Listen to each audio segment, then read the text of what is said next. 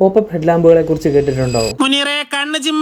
1950-കൾക്ക് ശേഷം US, UK എന്നീ രാജ്യങ്ങളിൽ വാഹനത്തിന്റെ ഹെഡ്ലാമ്പ് ഒരു മിനിമം ഹൈറ്റിൽ വെക്കണം എന്നൊരു റൂൾ വന്നു. ആ ടൈമിലുള്ള മിക്ക വാഹനങ്ങളും ലോവേർഡും അതുപോലെ തന്നെ എയറോഡൈനാമിക്സിന് വേണ്ടി സ്ലീക്ക് ഡിസൈനും ആയിരുന്നു കൊടുത്തിരുന്നത്. ഈ റൂൾ അനുസരിക്കാൻ വേണ്ടി വാഹനത്തിന്റെ ഹൈറ്റ് ഒന്നുകിൽ കൂട്ടണം, അല്ലെങ്കിൽ ഹെഡ്ലാമ്പിന്റെ ഹൈറ്റ് മാത്രം കൂട്ടണം. ഇതിൽ ഏത് ചെയ്താലും വാഹനത്തിന്റെ ലുക്കും എയറോഡൈനാമിക്സും പോകുമെന്ന് കമ്പനികൾക്കറിയാം. പക്ഷെ കമ്പനികൾ ഈ റൂളിലൊരു ലൂപ്പ് ഹോൾ കണ്ടുപിടിച്ചിരുന്നു. ഹെഡ്ലാമ്പ് ഓപ്പറേറ്റ് ചെയ്യുന്ന ടൈമിൽ മാത്രം മതിയല്ലോ ഈ മിനിമം ഹൈറ്റ് എന്ന് പറയുന്നത്. അല്ലാത്ത ടൈമിൽ ഹൈറ്റ് മെയിൻറ്റെയിൻ ചെയ്യണമെന്ന് റൂളില്ലല്ലോ. അങ്ങനെയാണ് ഈ പോപ്പപ്പ് ഹെഡ്ലാമ്പുകൾ വരുന്നത്. ഈ പോപ്പപ്പ് ഹെഡ്ലാമ്പുകൾ വർക്ക് ചെയ്തുകൊണ്ടിരുന്നത് ഇലക്ട്രിക് മോട്ടോഴ്സ് വെച്ചിട്ടായിരുന്നു. ആ ഒരു ടൈമിൽ ഈ പോപ്പപ്പ് ഹെഡ്ലാമ്പ് എന്ന് പറയുന്നത് വൻ ഹിറ്റ് തന്നെയായിരുന്നു. ഏകദേശം 1990-കളോടുകൂടി പെഡസ്ട്രിയൻ സേഫ്റ്റി, ഹെഡ്ലാമ്പ് ഓപ്പൺ ആയിരിക്കുന്ന സമയത്തുള്ള എയറോഡൈനാമിക് ഡ്രാഗ്, ഇതിൽ യൂസ് ചെയ്തിരുന്ന മെക്കാനിക്കൽ മോട്ടോഴ്സിനകത്ത് കുറേയധികം കംപ്ലൈന്റുകൾ, അതുപോലെ തന്നെ ഏത് ഷേപ്പിൽ വേണമെങ്കിലും നിർമ്മിക്കാൻ പറ്റുന്ന പ്ലാസ്റ്റിക് ഹെഡ്ലാമ്പുകളുടെ തുടക്കം എന്നീ കാരണങ്ങളൊക്കെ കൊണ്ട് പോപ്പപ്പ് ഹെഡ്ലാമ്പുകൾ പയ്യെ മറയുകയാണ് ചെയ്തത്. പോപ്പപ്പ് ഹെഡ്ലാമ്പുകളുള്ള ഒരു വണ്ടിക്ക് ഒരു ക്യാരക്ടർ ഉള്ള പോലെ പലപ്പോഴും തോന്നിയിട്ടുണ്ട്.